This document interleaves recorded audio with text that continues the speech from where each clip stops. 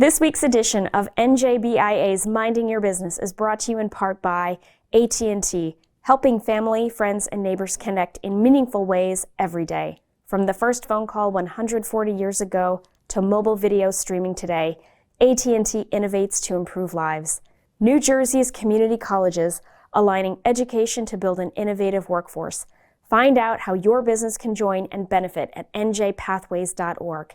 And by New Jersey Business Magazine, providing the critical information needs for New Jersey's business community for more than 65 years.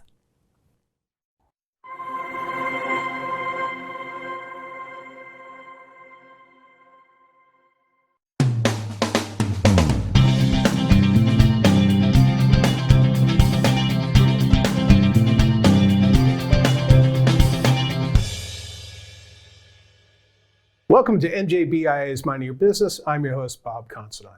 Well, infrastructure projects are on the rise here in New Jersey, but so are concerns about a quality workforce. Here to discuss what it will mean for electrical workers in the state is a bright spark himself, IBEW Local 102 Business Manager, Patrick Delle Cava. Pat, thanks so much for being here. Thanks for having me. I really appreciate it, Bob. All right, so listen, before we get into the lay of the land here, I wanted folks to know what local IBEW 102 does and is. This is an important mission you guys do.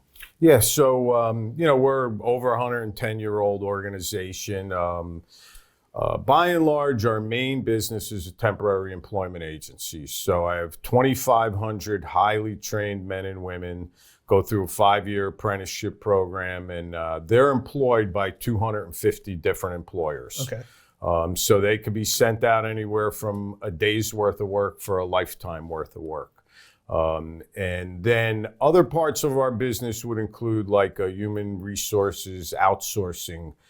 Basically, we run our own self-insured healthcare plan. We run our own defined contribution plan and our own defined benefit plan. And we would utilize some professionals like third-party administrators and financial consultants. And we have trust funds set up jointly with our employers. Right. And then another part of our business is training, obviously. We have full-time instructors. Our apprentices go to school during the day.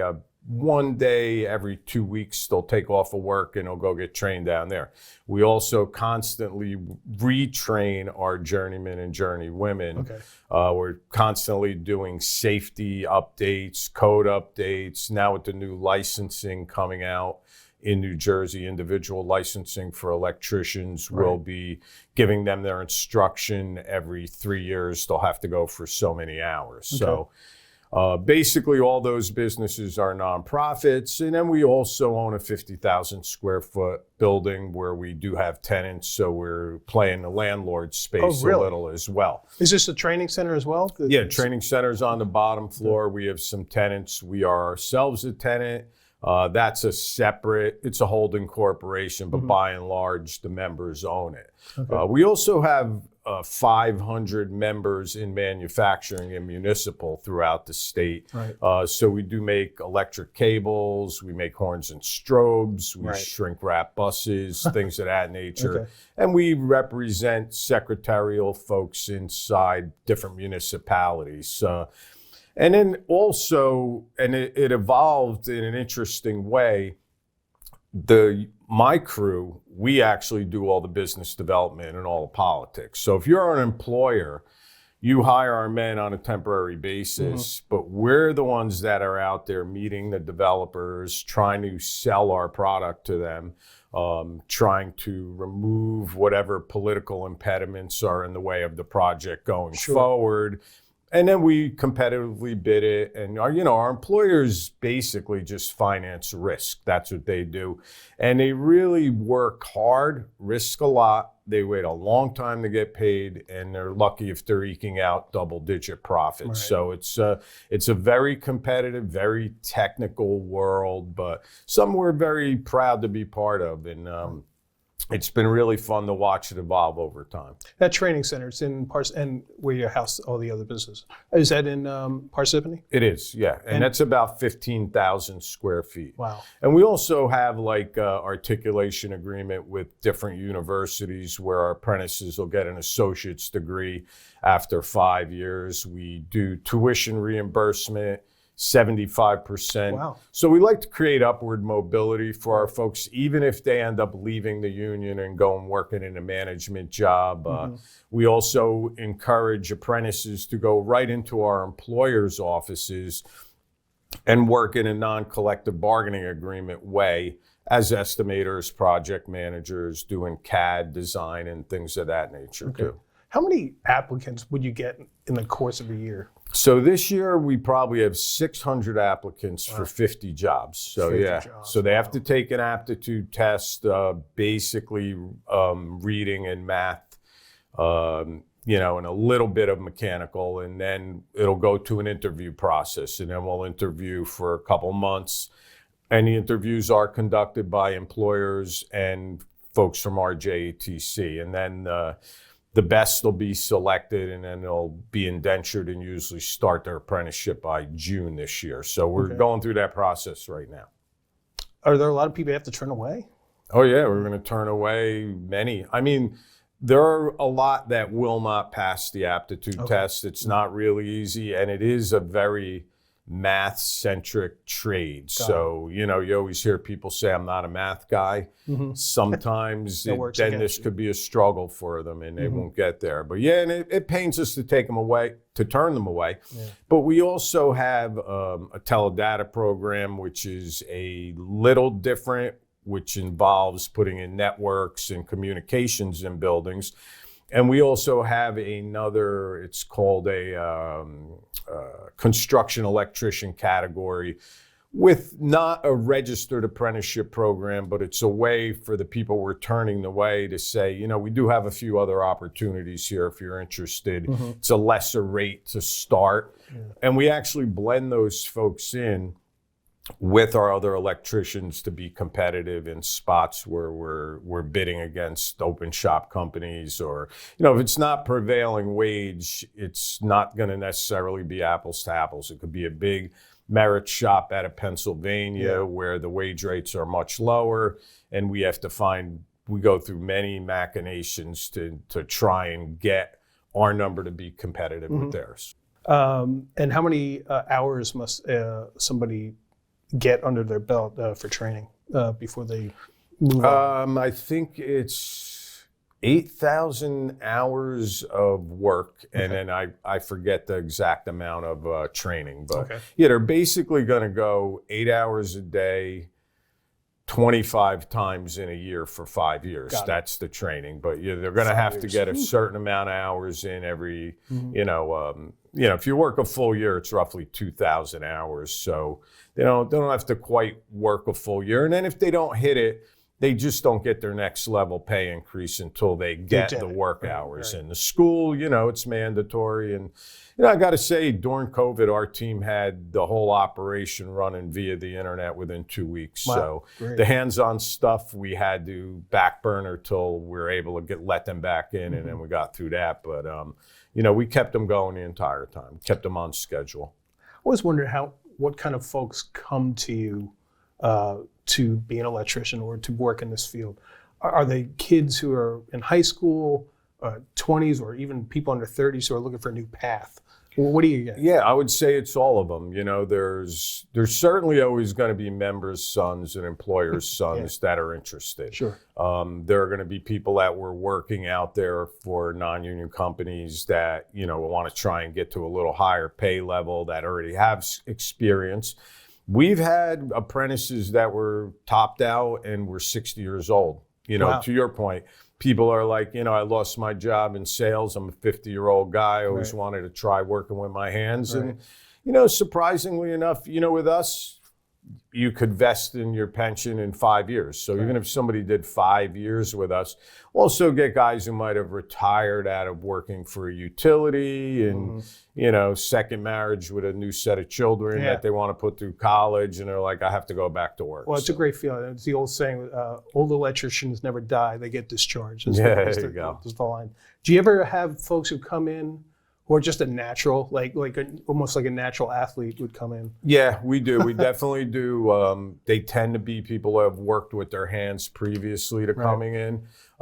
Sometimes it's just their aptitude is incredible, and we do actually give out awards for high GPA of students and things of that nature. And the one thing we're starting to look at now that we've never really got to was identifying these individuals and then getting an employer to take them in and mentor them. And we want to see if we can turn basically a new journeyman into a real general foreman in a shorter period of time. Because what we have now is all the baby boomers are all retiring. And as you could imagine, they're all the project managers and the foremen. Yeah. And the employers themselves don't often plan their farm leagues as well as they should. So we're trying to get into that game a little. It's really the way we pick foremen. You basically take a journeyman and the employer will take a shot on him and they'll say, here's a $4 million job to run. So they're giving someone with no formal business training a $4 million business to run, even though it may only last for 8 months. Yeah. So it's kind of like we drop you in the middle of the lake, and if you could swim back and make it to shore, we're going to take you back out there again. And so we're trying to get a little bit better at preparing them in different ways. Yeah. Well, that speaks to, I think you said upward mobility. I mean, you don't have to be just an electrician when you take on these careers. Right? No, I speak to the apprentices when they're ready to graduate, and I'll say anybody that thinks they want to go right into estimating, into project management, because if you've worked 5 years in the field, you know enough about it that you can now comfortably estimate work and then learn other skills. And we do have different software programs we bought that the employers utilize that we will train them with. And that's the good part. Like every electrician takes 1.5% of his pay and pays it into the training fund. I heard about this. And it's that awesome. Trains and retrains all our folks. Like when you think about our guys, they'll look to people like myself and our president, Bernie Corrigan, and they'll say, okay, we're going to give you 1.5% of our pay to train the people coming behind us, to retrain us. We're going to give you, 20 cents an hour for political contributions, so you can push, in our case, maybe $500,000-600,000 a year throughout the state. And we're going to give you, $500,000 for marketing, branding, business development, just so you can keep enough runway in front of our 2,500 families. And so basically the game is getting enough temporary employment to add up to a career and a lifetime of employment, and with good retirement benefits. So are we past the day where a kid in high school, maybe they're all thinking about college? I remember when we were younger and it was all about going to college. Do you think people at a high school level are understanding now of the benefits of a career in this field? Yeah, I definitely think they do. I think so many people have gone to college and ended up burdened with a lot of debt, and we're not really able to, to do well. I remember myself when I joined the union and went to work. My older sister's an electrical engineer, went to Stevens and went to Stanford and got her master's. And ended up spending a life in Lucent, Bell Labs, and Nokia. And it was probably 12 years before she was even making what I was making. Wow. Then she surpassed me, of course, at some point. Yeah. But it's like, I look at the young guys, and within 5-6 years, they're owning a home, and they know how to work on the home. Yeah. So that's the difference too, right? You go to college and you get an office job and you're paying everyone to do everything. Where when you're a craftsman, you're learning how to spackle from the spackler on the job. You're talking to the plumber. You're bartering work with each other. Yeah. So we're able to buy a house that needs renovating, do all the work ourselves, and we get ourselves to a pretty good financial place in a short time. You're passing the savings on to yourself through your training. I did want to ask, I mentioned at the outset, there's a lot going on in infrastructure in the state. And I know for electric, it touches everything. Yes. Is there enough workforce in this field to kind of raise to the level of what's coming ahead? I would say absolutely. And, we've never gotten to a point where we said we have to walk away from something because we can't man it. Like right now, for instance, I have most of the locals in the state, there's 6 construction locals have 10% unemployment. Right. So I have 250 people myself that need a job right now. So, and then we also have travelers which will come from all over the country where the rates are nowhere near ours, right? Yeah. So they'll leave Mississippi and run right up here to make the New Jersey money should a lot of big projects go. But it won't happen. I think the infrastructure money that comes here, there'll be a wave of a lot of electric car charging. Solar, by and large, is as much as they shoot real high and try and hit these numbers in the energy master plan. There's just a attenuation in the BPU to get these projects going. The infrastructure and even the PJM, which is basically like the air traffic controllers for the power. Right. It's takes a while. These are big ships to turn, and so the short of it is, if someone started doing infrastructure work and needed 1,000 more of our people right now, we can deliver on that. Right. It's not a problem for us at all. Well, you guys do a great job at bringing people into this field, keeping them in this field. And I know here at NJBI, we're so thrilled that IBEW Local 102 is a great member and partner. So I thank you for being here, Pat. No, thanks for having me. I really enjoyed it. All right. Yep. And we will be back right after these words. You're first. First to respond. First to put others' lives before your own. And in an emergency, you need a network that puts you first, that connects you to technology and each other, that's built with and for first responders. FirstNet, the only officially authorized wireless network for first responders. Because putting you first is our job. Welcome back to NJBIA's Minding Your Business. I'm Bob Considine. Well, Focus New Jersey recently updated its 2020 economic review with new interactive charts and new data on how New Jersey's economy performed during the pandemic.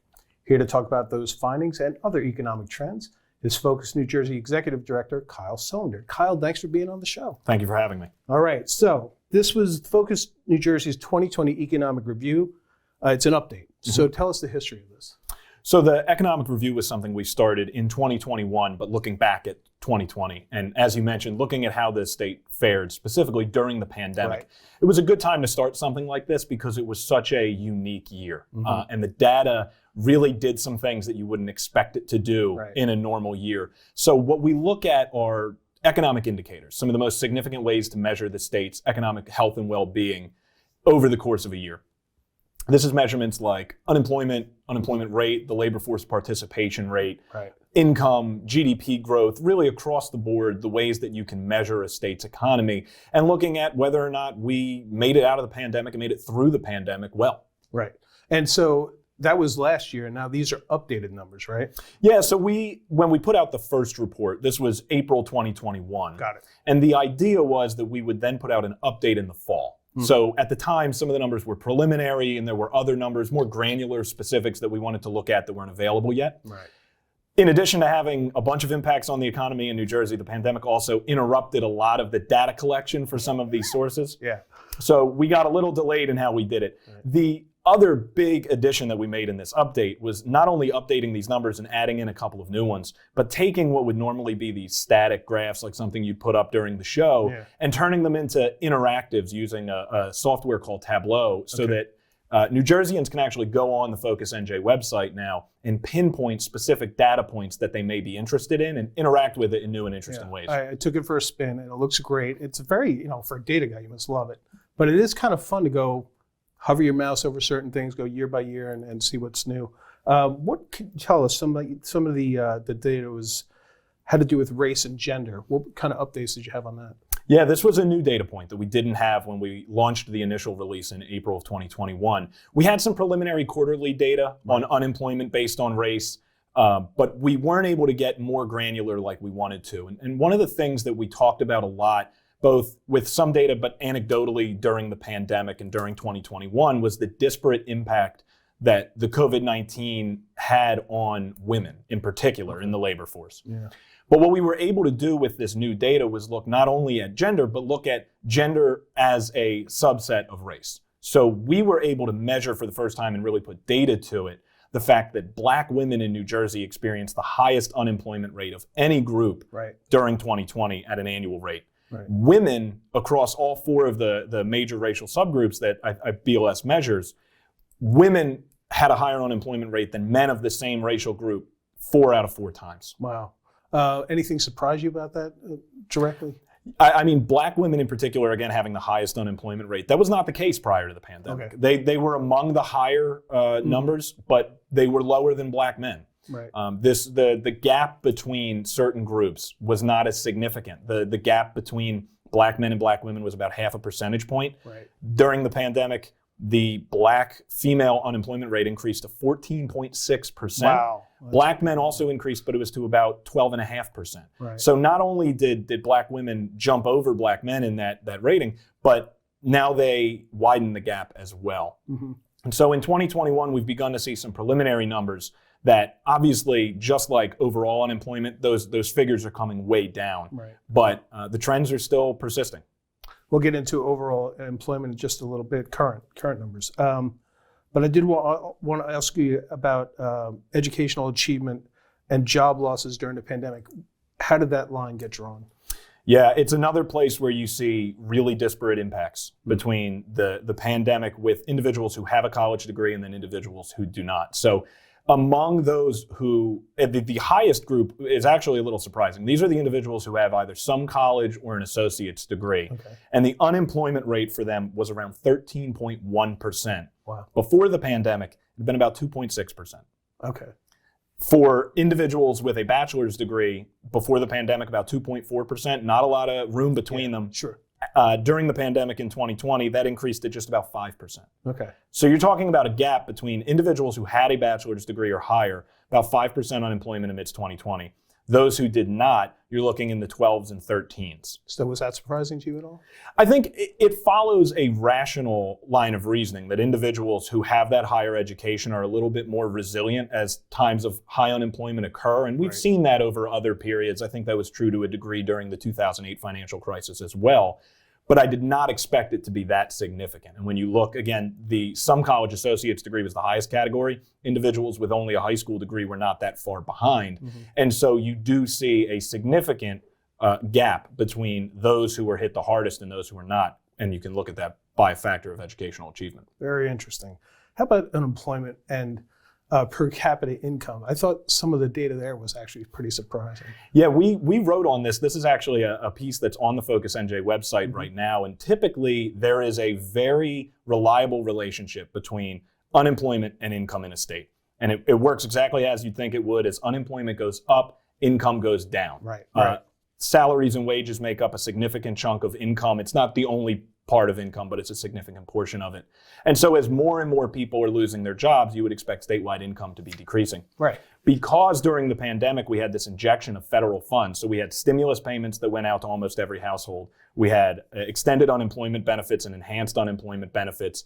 There was for a little while last year, wouldn't be captured in the 2020 data, but then you have the extended child tax credit. Yep. And so you did not see this relationship between unemployment and income. In fact, when you look at the income by quarter, what you really see are these significant spikes in income that correlate to federal programs that had stimulus checks attached to them. Oh, very interesting. And household income the same way? Household income increased as well. Per capita increased as well.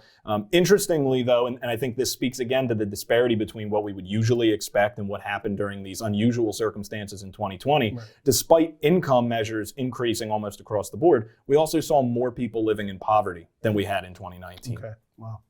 Let's talk a little bit about the current unemployment numbers. We've heard, at least for the past few months or the past year really, that New Jersey's unemployment numbers have been higher than the national numbers.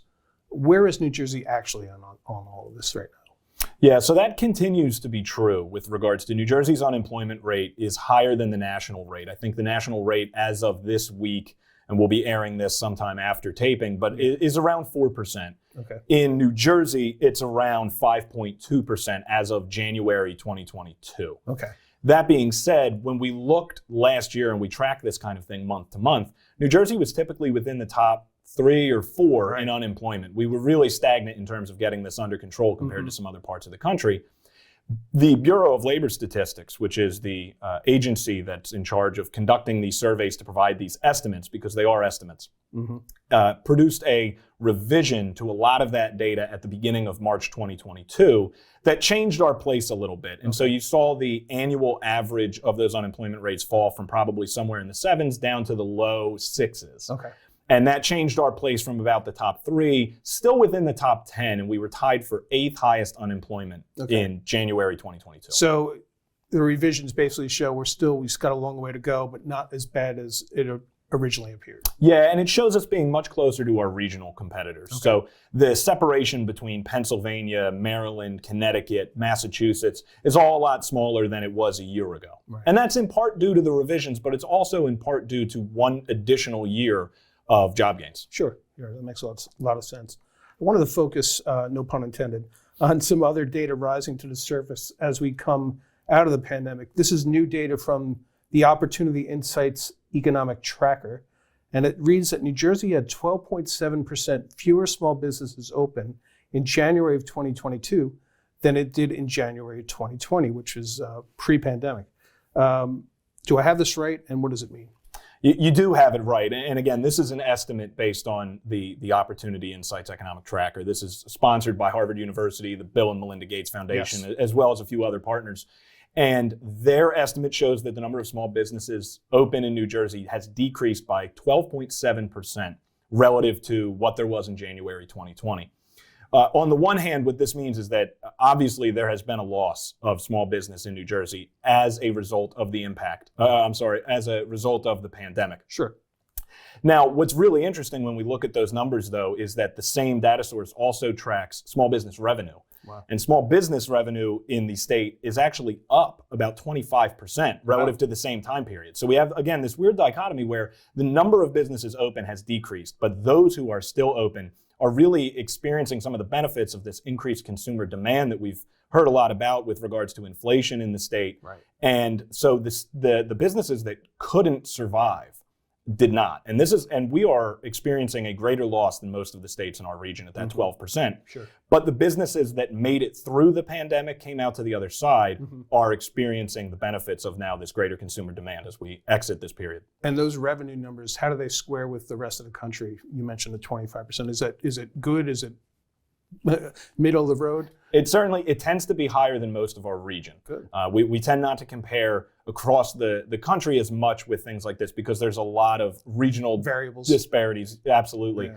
But within the region, it's higher than other states. And so again, it's a strange dichotomy to put together. But I think as you look at somewhere like the Jersey Shore, for instance, businesses that struggled with retaining and hiring workers last year during a workforce crisis, those who were able to, they were experiencing demand that was far exceeding what they were used to because people had just spent a year and a half or a year inside their homes and were ready to get back on the boardwalk, get back down the shore and spend some money. Yeah, it should be interesting to see how that employment works this year.